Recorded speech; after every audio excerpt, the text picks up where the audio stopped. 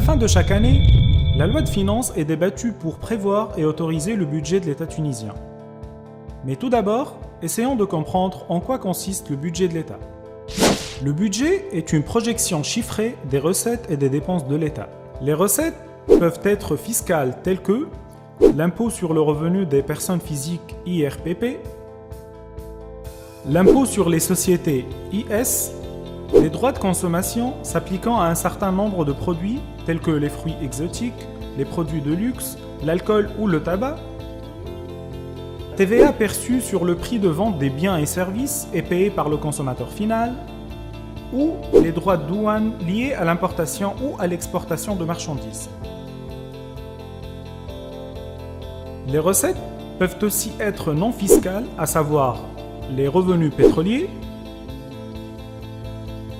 les revenus de participation de l'État dans les entreprises, les dons extérieurs, les recettes de privatisation ou autres recettes non fiscales.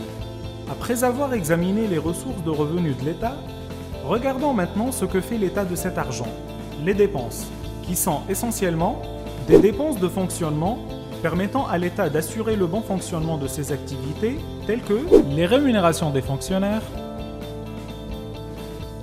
les dépenses des biens et services, subventions des produits de base, des hydrocarbures et du transport, ou les interventions et les transferts hors subventions versés directement au profit des ménages, des entreprises et des collectivités. Des dépenses d'équipement sous la forme d'investissements directs en finançant de nouvelles routes ou voies ferroviaires,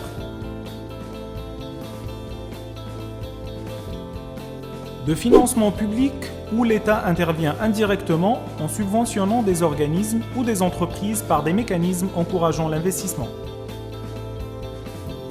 Et enfin, la charge de la dette. Le budget de l'État doit être équilibré, c'est-à-dire que les dépenses doivent être égales aux recettes.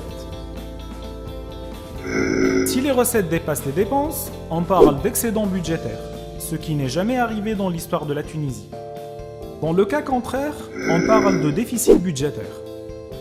L'État recourt aux emprunts pour financer son déficit, ce qui accroît l'encours de sa dette publique.